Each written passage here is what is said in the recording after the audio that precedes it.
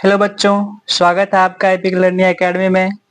तो आज हम लोग क्लास 12th का अध्याय 5 का वीबीआई ऑब्जेक्टिव क्वेश्चन करने वाले हैं। तो आप लोग वीडियो को जल्दी से लाइक करो और आ जाओ, चलते हैं चैप्टर की ओर। तो चैप्टर का नाम है कवित, कविता नहीं कवित। पांचवा चैप्टर का नाम है कवित, जिसका लेखक है भूषण जी। कौन है? भूषण जी है। कवित के लेखक कौन है? भूषण जी है। तो आप लोग के लिए ये क्वेश्चन जो कराने वाले हैं आपका एग्जाम के लिए बहुत ही ज्यादा इम्पोर्टेंट क्वेश्चन है। तो आप लोग इसको अच्छे से पढ़ो, देखो सारा वीडियो को और आप आंसर बताओ, ठीक है? तो चलो, पहला सवाल है, भूषण ने कौन सी कविता लिखी है? चलो बताओ। छप्पय, पद, कवित, कड़वक। भूषण ने कौन सी कविता लिखी है? ये तो सबको पता होगा। भूषण जी कौन कविता लिखे? तो कवित लिखे। कौन लिखे? कवित लिखे। Option number C. अगला सवाल है, कवित शीर्षक कविता के कवि कौन है? कवित शीर्षक कविता के कवि कौन है? कबीर हैं कि भूषण है कि तुलसीदास है कि सूरदास है? तो कवित शीर्षक कविता के कवि कौन है? तो भूषण जी है। कौन है? भूषण जी है। Option number B. अगला सवाल है, भूषण रीतिकाल की किस धारा के कवि है? तो भूषण रीतिकाल के किस धारा के कवि है? निर्गुण धारा के कवि है, या रीति युक्त धारा के कवि है, या सगुण धारा के कवि हैं, या रीति युक्त धारा के कवि हैं? तो भूषण जी रीति युक्त धारा के कवि है। Option number B.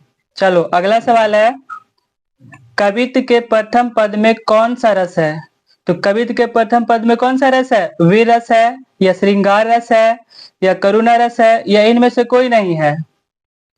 तो कवित के प्रथम पद में वीर रस है। क्या है? वीर रस है। Option number A. अगला सवाल है, कवित के द्वितीय पद में किस रस का अभिव्यंजना हुई है? मतलब कवित के दूसरा पद में कौन सा रस है? करुणा रस है, श्रृंगार रस है, वीर रस है, या विभत्स रस है? कौन सा रस है? चलो बताओ जल्दी। तो कवित के दूसरा पद में श्रृंगार रस है। कौन सा रस? करुणा रस है। कौन सा रस है? करुणा रस है। श्रृंगार के द्वितीय पद में कौन सा रस है? करुणा रस है। और प्रथम पद में वीर रस है, और दूसरा पद में करुणा रस है। चलो अगला सवाल है, भूषण ने मुख्यतः किस भाषा में रचना की? जो भूषण जी थे वह अपना कविता किस भाषा में रचना किए थे? चलो बताओ जल्दी। खड़ी बोली में किए थे, या ब्रज भाषा में किए थे, या अवधी में किए थे, या इनमें से कोई नहीं? तो भूषण जी मुख्यतः ब्रज भाषा में अपनी रचना किए थे। किस भाषा में? ब्रज भाषा में अपनी रचना किए थे। अगला सवाल है, छत्रसाल की तलवार ने कौन सा रूप धारण कर रखा था? जो छत्रसाल का तलवार था वह कौन सा रूप धारण कर रखा था? रौद्र रूप धारण कर रखा था, या भयंकर रूप धारण कर रखा था, या मधुर रूप धारण कर रखा था, या इनमें से कोई नहीं? तो छत्रसाल की तलवार रौद्र रूप धारण कर रखा था। ऑप्शन नंबर ए सही आंसर। अगला सवाल है, छत्रसाल की तलवार काली देवी को क्या प्रदान करती है? तो जो छत्रसाल का तलवार था काली देवी को क्या प्रदान कराता है? प्रसाद प्रदान कराता है, या भोजन प्रदान कराता है, या गहने प्रदान कराता है, या इनमें से कोई नहीं? तो छत्रसाल की तलवार जो होता है काली देवी को प्रसाद प्रदान कराती है। क्या प्रदान कराती है? प्रसाद प्रदान कराती है। Option number A. अगला सवाल है, लगती लपकी कंठ बैरिन के नागिन सी में कौन सा अलंकार है? श्लेष अलंकार है, या रूपक अलंकार है, या अनुप्रास अलंकार है, या उपमा अलंकार है? तो लागती लपकी कंठ बैरिन के नागिन सी में कौन सा अलंकार है? तो अनुप्रास अलंकार है। कौन सा अलंकार है? अनुप्रास अलंकार है। Option number C. अगला सवाल है, निम्नलिखित में से कौन सी रचना भूषण की है? इनमें कौन सा रचना भूषण की है? सकेत है, साकेत है, या कामायनी है, या भक्तमाल है, या शिवराज भूषण है? तो इसमें शिवराज भूषण भूषण जी की रचना है। Option number D. अगला सवाल है, भूषण समुद्रागिरी किसकी तुलना की है? जो भूषण जी थे समुद्रागिरी से किसकी तुलना किए थे? छत्रसाल की या शिवाजी की या राम की या इनमें से कोई नहीं? तो जो भूषण जी थे वह समुद्रागिरी की तुलना शिवाजी से किए थे। किससे किए थे? शिवाजी से किए थे। अगला सवाल है, भूषण के प्रथम दंड में कौन सा रस है? तो भूषण के प्रथम दंड में कौन सा रस है? तो वीर रस है। कौन सा रस है? वीर रस है। अगला सवाल है, भूषण के द्वितीय छंद में किस रस की अभिव्यंजना हुई है? तो भूषण का द्वितीय छंद में किस रस का अभिव्यंजना हुआ है? चलो बताओ जल्दी, दूसरा बार आया है क्वेश्चन। भूषण के द्वितीय छंद में किस रस की अभिव्यंजना हुई है? तो रौद्र रस का अभिव्यंजना हुआ है। Option number B. अगला सवाल है, प्रलय भानु तम तोम में कौन सा अलंकार है? प्रलय भानु तम तोम में कौन सा अलंकार है? रूपक अलंकार है, ये अनुप्रास अलंकार है, ये यमक है, ये उपमा है? तो प्रलय भानु तम तोम में रूपक अलंकार है। कौन सा अलंकार है? रूपक अलंकार है। Option number A. अगला सवाल है, कौन सी कृति भूषण की है? तो इसमें कौन सी कृति भूषण की है? अष्टयाम या शिवावापनी भूषण की रचना है, या साहित्य लहरी भूषण की रचना है, या चित्ररेखा? चलो बता जल्दी, 15 नंबर। कौन सी कृति भूषण की है? तो शिवावापनी भूषण जी की रचना है। Option number B. Bhushan ji की कौन सी रचना है? तो शिवावापनी। अगला सवाल है, कवि भूषण की उपाधि दी थी। तो भूषण जी को कवि भूषण की उपाधि कौन दिया था? चित्रकूट के सोलंकी राजा रुद्र शाह ने, या भामा शाह ने, या टोडरमल ने, या अकबर ने? तो भूषण जी को कवि भूषण का उपाधि चित्रकूट के सोलंकी राजा रुद्र शाह ने दिया था। कौन दिया था? चित्रकूट के सोलंकी राजा रुद्रदास ने दिया था, भूषण को कवि भूषण का उपाधि दिया था। अगला सवाल है, भूषण ने किस रस को प्रमुखता दी है?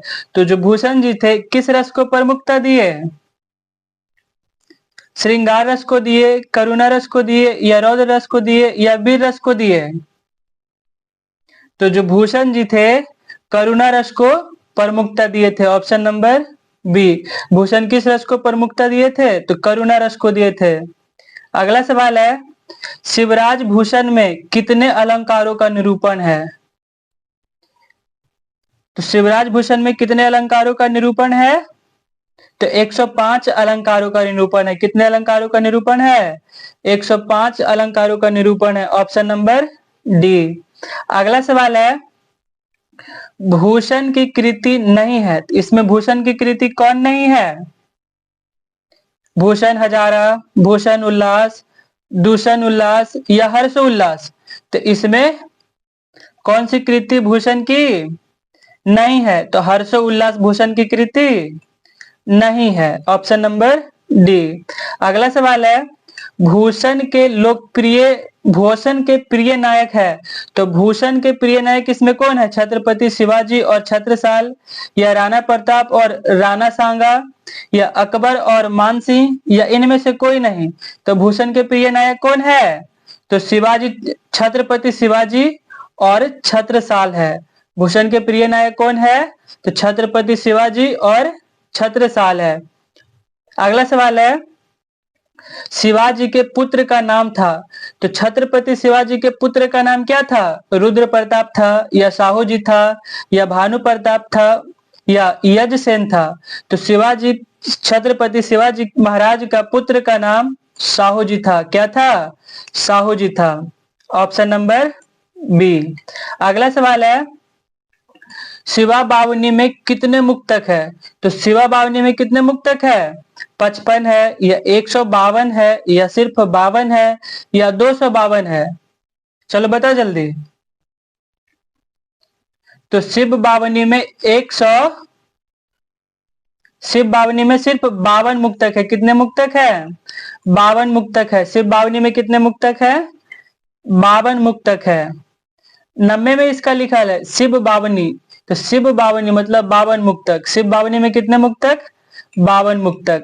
अगला सवाल है, छत्रसाल दशक में छंद है, तो छत्रसाल दशक में कितने छंद है?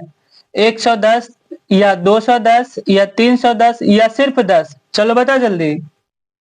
तो छत्रसाल दशक, ये देखो यहाँ नब्बे इसमें लिखा है छत्रसाल दशक, तो छत्रसाल दशक मतलब 10, तो छत्रसाल दशक में कितने छंद है?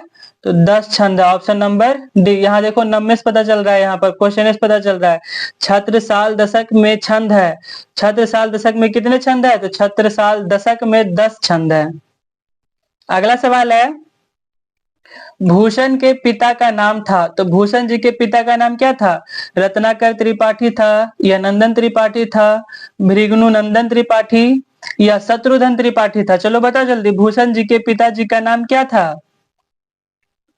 तो भूषण जी के पिताजी का नाम रत्नाकर त्रिपाठी था। क्या था? रत्नाकर त्रिपाठी था। अगला सवाल, शिवराज भूषण किसकी कृति है? तो शिवराज भूषण किसकी कृति है? तो भूषण की कृति है। किसकी कृति है? भूषण की कृति है। शिवराज भूषण किसकी कृति है? तो भूषण की कृति है। अगला सवाल है, भूषण किस काल के कवि थे? चलो बताओ जल्दी, भूषण किस काल के कवि थे? भक्ति काल के कवि थे, या आधुनिक काल के कवि थे, या रीति काल के कवि थे, या वीर गाथा काल के कवि थे? चलो बताओ जल्दी, भूषण किस काल के कवि थे? तो भूषण रीति काल के कवि थे। भूषण किस काल के कवि थे? रीति काल के कवि थे। अगला सवाल है, शिवा बावनी में कितने मुक्तक है? दोबारा आ गया क्वेश्चन, शिवा बावनी में कितने मुक्तक है? तो 52 मुक्तक है। कितने मुक्तक है? 52 मुक्तक। Option number B. यहाँ 52 लिखा हुआ है लेकिन 52। शिवा बावनी में कितने मुक्तक है? तो 52 मुक्तक है। याद रखिएगा इसको। अगला सवाल है, चिंतामणि त्रिपाठी भूषण के कौन थे? जो चिंतामणि त्रिपाठी हैं वो भूषण के कौन थे? भाई थे, कि चाचा थे, या भतीजा थे, या इनमें से कोई नहीं? चलो बता जल्दी। तो चिंतामणि त्रिपाठी भूषण के भाई थे। कौन थे? भाई थे। चिंतामणि त्रिपाठी भूषण के कौन थे? भाई थे। चलो अगला सवाल है, शिवा चावनी में किसकी वीरता का बखान है? तो शिवा चावनी में किसकी वीरता का बखान है? शिवाजी की बखान है, कि भूषण का बखान है, कि महाराणा प्रताप के बखान है, या इनमें से कोई नहीं? तो शिवा बावनी में शिवाजी की वीरता का बखान है। किसकी वीरता का बखान है? शिवा चावनी। देखो शिवा चावनी, तो शिवाजी महाराज की। शिवा चावनी में किसकी वीरता का बखान है? तो शिवाजी का बखान है। शिवा चावनी में किसकी वीरता का बखान है? तो शिवाजी का बखान है। अगला सवाल है, छत्रसाल दशक किसकी कृति है? तो छत्रसाल दशक किसकी कृति है? चलो बताओ जल्दी। लास्ट क्वेश्चन है, छत्रसाल दशक में किसकी कृति है? तो छत्रसाल दशक मतीराम की कृति है। किसकी कृति है? मतीराम की कृति है। तो आप लोग ईमानदारी से एक कमेंट कीजिएगा, आपका 30 क्वेश्चन में आपका कितना सही हुआ। अगर आपका 30 क्वेश्चन में 25 क्वेश्चन सही हुआ तो आप सही हैं। अगर आपका 25 से कम सही हुआ तो आपको अभी और पढ़ने का जरूरत है। अभी और मेहनत कीजिए, थोड़ा सा मेहनत कीजिए और 30 में 30 सही कीजिए, तभी आपका एग्जाम बढ़िया जाएगा। बाकी आप चैनल को सब्सक्राइब कर लो, नोटिफिकेशन को ऑन कर लो, ताकि जैसे ही हम वीडियो अपलोड करें आपके पास पहुंच जाए। चलो ठीक है।